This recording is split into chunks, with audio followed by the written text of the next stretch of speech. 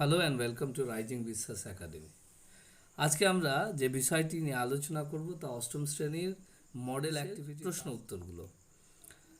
আমরা দেখব ক্লাস এইটের যে মডেল অ্যাক্টিভিটি টাস্ক রয়েছে ক্লাস এইটের ইংলিশ বিষয়ের, তার যে অ্যাক্টিভিটি ওয়ানের যে প্রশ্নগুলো দিয়েছে তা হলো, প্রথমে আমরা পড়ে নিই কী বলতে চাইছে এখানে। Rewrite the following sentences using future continuous tense.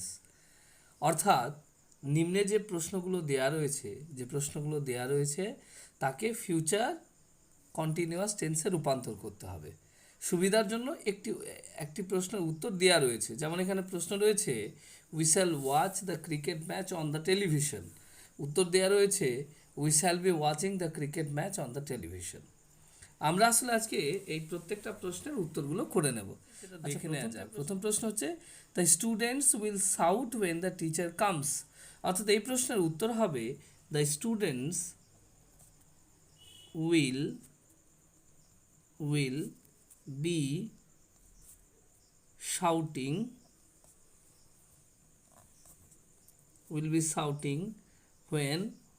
when the teacher comes.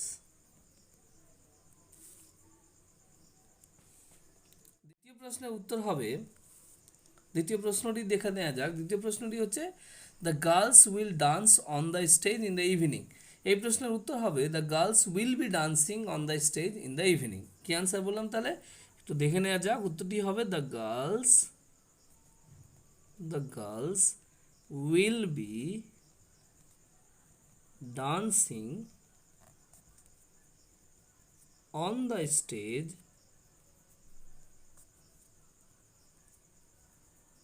in the evening. উত্তরটি তাহলে কি হবে? the girls will be dancing on the stage in the evening. উত্তরটি হবে তাহলে the girls will be dancing on the stage in the evening. পরের প্রশ্ন mother will work in her office. এই প্রশ্নের উত্তর হবে mother will work in her office. এই প্রশ্নের উত্তর হবে mother will be working in her office. উত্তর হবে তাহলে mother will be working in her office. Mother will be working in her office. তাহলে অ্যাক্টিভিটি 1 আমাদের হয়ে গেল। অ্যাক্টিভিটি 2 এ যে প্রশ্ন রয়েছে আমরা একটু দেখে নেব। অ্যাক্টিভিটি 2 এ বলা হচ্ছে right antonyms of the underline words and rewrite the sentences. অর্থাৎ নিচে যে প্রশ্নে দাগ টানা রয়েছে এই শব্দটার বিপরীত শব্দ বসাতে হবে। এই সেন্টেন্সটাকে বিপরীত শব্দ বসিয়ে আবার নতুন করে সেন্টেন্সটি লিখতে হবে। কি বললাম? এই দাগ টানা শব্দটির বিপরীত শব্দ অ্যান্টোনিম শব্দ বসাতে হবে, বসিয়ে নতুন করে সেন্টেন্সটি লিখতে হবে। তাহলে দেখে নেওয়া যাক উত্তরটি কি হবে। প্রশ্ন হচ্ছে some clothes were damp when I went to backyard. এই প্রশ্ন দেখো আন্ডারলাইন শব্দ রয়েছে ড্যাম্পের উপরে। ড্যাম্প মানে কি? স্যাঁতস্যাঁতে অবস্থা। এই ড্যাম্প অর্থাৎ স্যাঁতস্যাঁতে অবস্থার বিপরীত শব্দ হচ্ছে শুকনো অবস্থা। এই ড্যাম্পের তাহলে শুকনো অবস্থার ইংরেজি শব্দ কী হবে? ড্রাই। তাহলে এই ড্যাম্পের জায়গায় যদি আমি ড্রাই বসিয়ে দিই তাহলে এই উত্তরটি হয়ে যাবে। তাহলে উত্তরটি হবে সাম ক্লোথস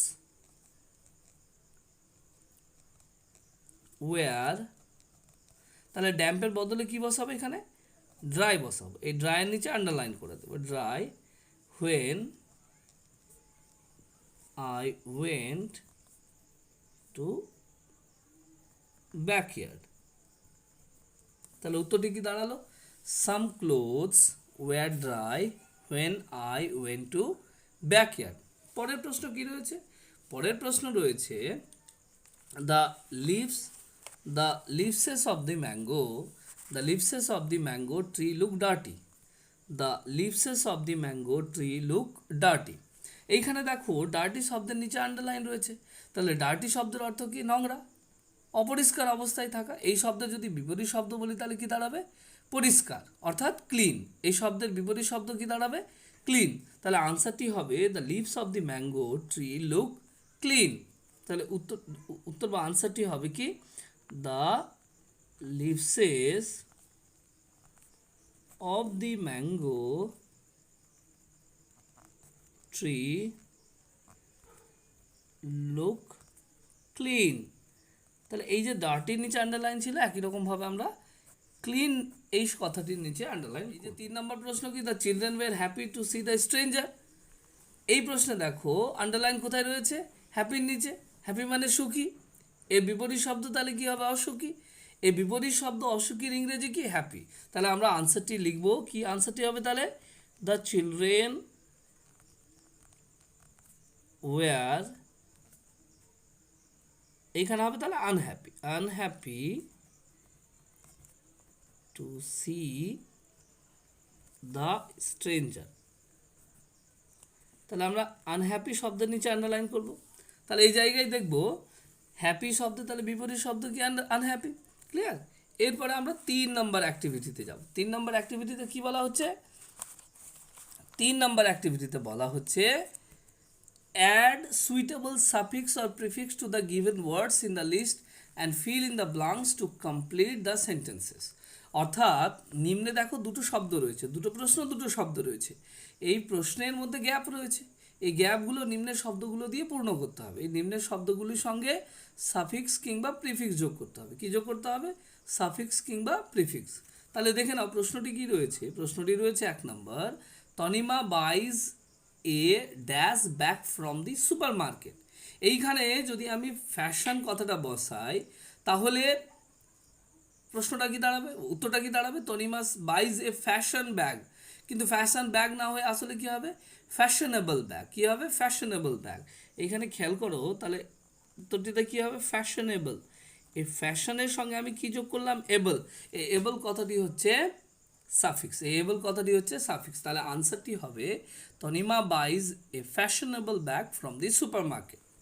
পরের প্রশ্ন হচ্ছে it was dash to catch the deer for the hunter. তাহলে পড়ে রয়েছে কি, পসিবল। তাহলে হওয়া উচিত it was possible to catch the deer for the hunter.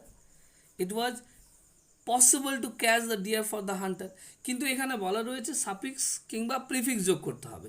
তাহলে আমরা পসিবলের আগে যদি আই এম যোগ করে প্রশ্নটি করি, তাহলে কি উত্তরটি করি, তাহলে হবে it was impossible to catch the deer for the Hunter.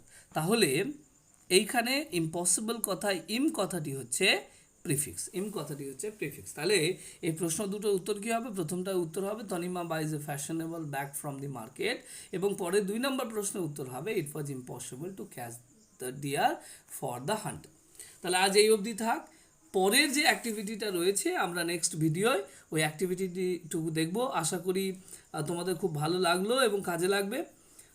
পরবর্তী ভিডিওর জন্য অবশ্যই আমাদের চ্যানেলটি দেখবে। আজ এই অবধি থাক, দেখা হচ্ছে তোমাদের সঙ্গে পরবর্তী ভিডিওতে।